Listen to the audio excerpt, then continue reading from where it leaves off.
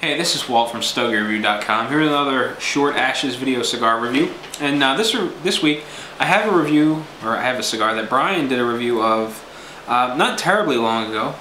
Just kind of glancing back at the review really quickly. Back in the middle of September, Brian reviewed the Fuego 777 Corojo.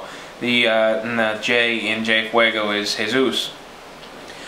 These cigars were released as a not so much as a bargain cigar, but a more affordable line to go out there with the Delirium line, the Naturals, and the Grand Reserva Corojo #1s, all of the more expensive cigars that Jesus Fuego does. These were meant to come out and fit into the more affordable price bracket for those of us that are a little more price sensitive when we do our cigar shopping. So the one thing about this cigar that's really unique is that it is one of the first, if not the first, cigar to use a Brazilian-grown Corojo wrapper. From what I understand, Jesus' father grows Brazilian Corojo, or grows Corojo wrapper in Brazil, and he gave it a shot and incorporated it into cigars, and that's where the wrapper on the 777 Corojo comes from, as well as the wrapper on the Origin. Now, as I mentioned, the wrapper is Brazilian Corojo, binder is Nicaraguan Corojo, and the filler is Nicaraguan Corojo and Criollo. So it is it's a cigar with a lot of Corojo and Criollo tobaccos with very similar taste. And for these, I think this is a Corona. I'm not quite sure of the size, but I think I paid about $4.50 for this particular stick. So with that said, let's get things underway. Now, these also come in a Maduro variety, and I don't remember exactly what that Maduro wrapper is. I think it may be Connecticut broadleaf, but without seeing the documentation, I'm just guessing at this point. Aesthetically, these cigars tend to be a little rough looking at times. The seam that spirals down the cigar is generally very apparent. It's easy to spot. Sometimes it's a little lifted in spots. It's generally nice and straight. I haven't seen too many that were jagged or looked as if there was a cut made, it didn't go all the way through the leaf, and then they pulled it and you get a little bit of a jagged edge, a tear. I haven't seen much of that in the Fuego line. It's probably worth noting that I smoke a lot of these cigars. They've become regular in my rotation. I generally pick up 2 or 3 of them every week when I hit the cigar shop, and usually I have finished smoking them by Wednesday, and when Friday rolls around I need to buy a couple more. But as far as the color is concerned, it's pretty consistent. It's a very toothy looking wrapper. A lot of little dimples all over it. It's got a sandy texture when you slide your finger up and down. It feels like I've got one soft spot down toward the foot. One soft spot so far. Looks like I've got another one just below the band. And that's about it. Aside from those 2 soft spots, it feels relatively firm. Consistently packed with tobacco. And the draw is pretty good. A little loose. If anything, it's a little loose. So I'm going to go ahead and get my cigar lit. And then I'll be back. We'll take a look at the first third of my Fuego Corojo 777 Corona. And we'll get this review underway. So sit tight. Alright, well, I'm back, and it's about time to take a look at the first third of the Jesus Fuego 777 Corojo. And as you can see, the ash is fairly light in color. The burn line is relatively even, relatively thin. The ash is holding a nice compacted shape. I'm not getting any flaking or flowering, any otherwise messy situations.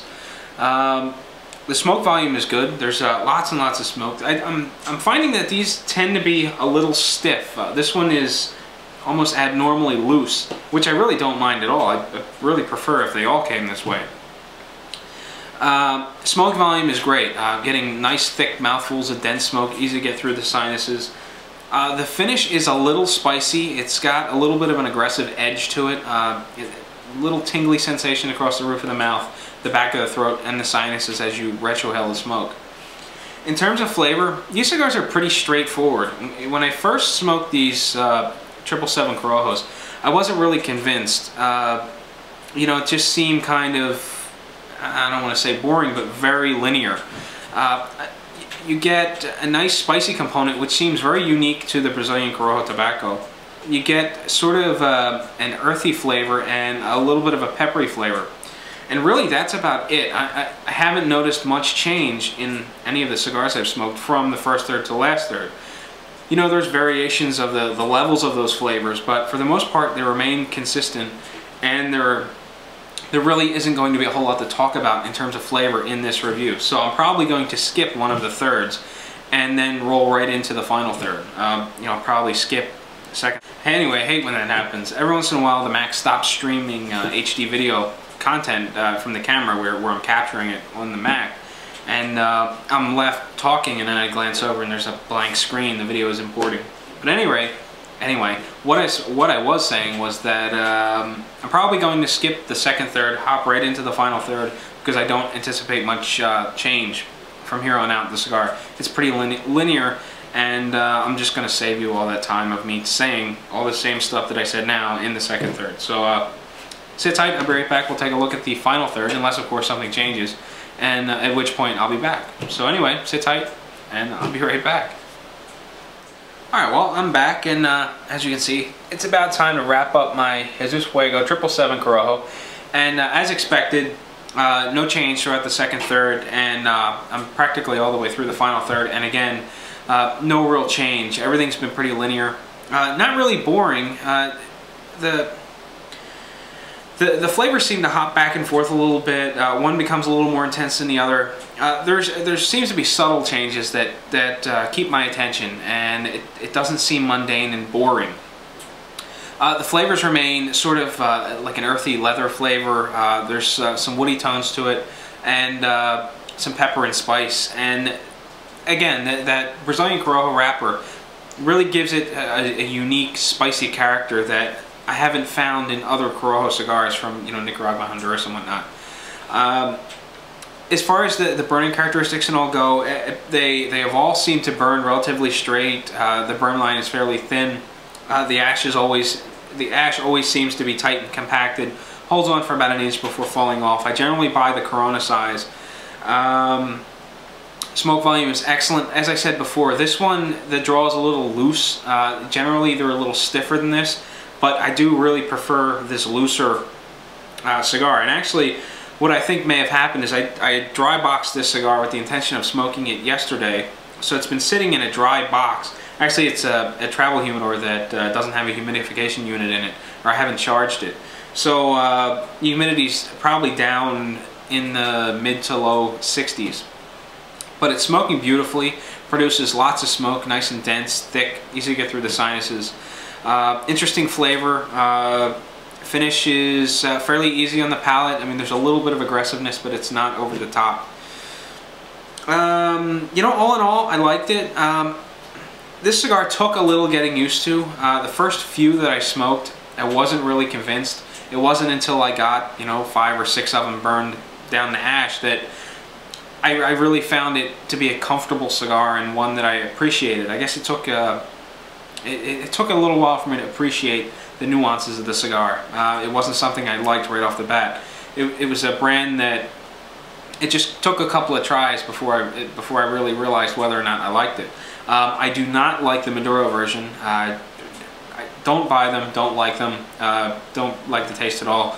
This one, on the other hand, I do like and smoke quite a bit. It's not a cigar that I would even consider putting on a top 25 cigar list of the year. Not to say that it's bad or anything, but I don't think it's anything, you know, to write home about. It's just a good, solid, well-priced cigar that, you know, I like to smoke, well, fairly frequently. And that about does it. So this Short Ashes review was really kind of short. So until next time, happy smoking, and I'll catch you later.